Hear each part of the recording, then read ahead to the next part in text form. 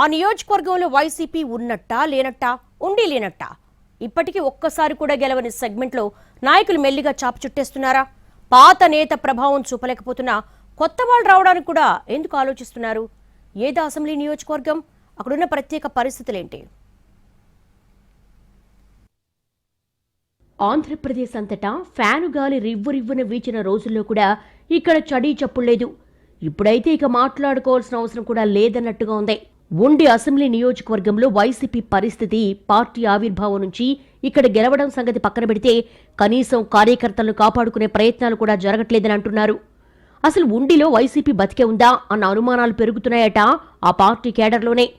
గెలుపు సంగతి తర్వాత కనీసం ప్రభావం కూడా చూపలేకపోతున్నామంటూ ఇక్కడి వైసీపీ అభిమానుల అసహనం పెరుగుతోంది. పరిస్థితిని మెరుగుపరిచేందుకు అధిష్టానం ఇన్ఛార్జీలను మారుస్తున్నా నియోజకవర్గంలో పార్టీ జాతకం మాత్రం మారటం లేదని అంటున్నారు మిగిలి ఉన్న కొద్దిమంది నాయకులు. ఈ టీడీపీ కంచుకోటలో పాగా వేసేందుకు వైసీపీ అధికారంలో ఉన్నప్పుడు చేసిన ప్రయోగాలు కూడా ఏమాత్రం ఫలించలేదు. ఇక ఇప్పుడు ప్రధాన ప్రతిపక్ష హోదా కూడా లేని టైంలో పరిస్థితి ఏంటని వాళ్లల్లో వాళ్లే చర్చించేసుకుంటున్నారట. తెలుగుదేశం ఆవిర్భావం తర్వాత ఒక్క 2004లో మినహా ఇంకెప్పుడూ ఆ పార్టీ ఉండిలో ఓడిపోలేదు. అలాంటి చోట విజయం సాధించేందుకు వైసీపీ అధిష్టానం పన్నుతున్న వ్యూహాలన్నీ బెడిసికొడుతున్నాయి. చివరకు 2019 వైసీపీ సునామీలో సైతం ఇక్కడ ఫ్యాన్ తిరగలేదు.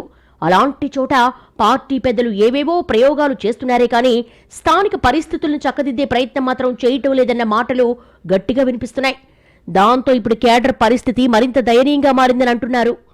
నియోజకవర్గంలో పార్టీ కోసం పనిచేసిన వారికి అధికారంలో ఉన్నప్పుడు గుర్తింపు ఇవ్వకపోవడం, ఇన్ఛార్జిగా ఉన్న పీవీఎల్ నరసింహరాజు కేడర్ గురించి ఆలోచించకపోవడం లాంటి కారణాలతో ఉండి వైసీపీ దాదాపు ఖాళీ అయ్యే స్థితిలో ఉందని అంటున్నారు ఇక్కడి నాయకులు.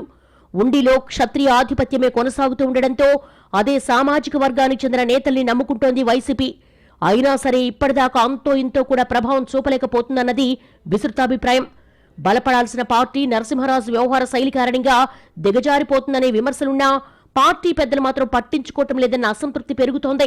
అధికారంలో ఉన్నప్పుడే ప్రభావం చూపలేకపోయిన నరసింహరాజు ఇక ఓటమి తర్వాత మరీ నల్లపూసైపోయారంటూ గగ్గోలు పెడుతున్నాయి పార్టీ వర్గాలు. ఇంత జరుగుతున్నా కొత్త ఇన్ఛార్జి గురించి పెద్దలు ఎందుకు ఆలోచించడం లేదని ప్రశ్నిస్తోంది కేడర్.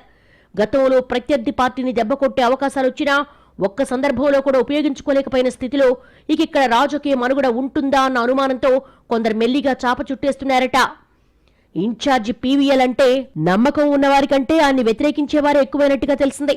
పోనీ అంతా కోరుకున్నట్టు కొత్త వారికి అవకాశం ఇద్దామని పార్టీ పెద్దలు అనుకుంటున్నా లోకల్గా ఆ స్థాయిలో పనిచేసే నాయకుడు దొరకటం లేదట. గతంలో 3 సార్లు ఇన్ఛార్జీల్ని మార్చినట్టే మార్చి తిప్పి తిప్పి మళ్లీ నరసింహరాజు చేతికే పగ్గాలిచ్చారు. ఈ పరిస్థితుల్లో ఏం చెయ్యాలో అటు అధిష్టానానికి ఇటు కేడర్ కూడా పాలుపోవటం లేదట. దీంతో ఉండిలో వైసీపీ ఉన్నట్టా లేనట్టా అంటూ పార్టీ వర్గాల్లోనే చర్చలు జరుగుతున్నాయి. కూటమిలో నాయకులు ఒకరితో ఒకరు పోటీపడి పనిచేస్తుంటే మేం మాత్రం నాయకుడినే వెతుక్కునే దశలో ఉన్నామని అంటున్నారు లోకల్ వైసీపీ కార్యకర్తలు.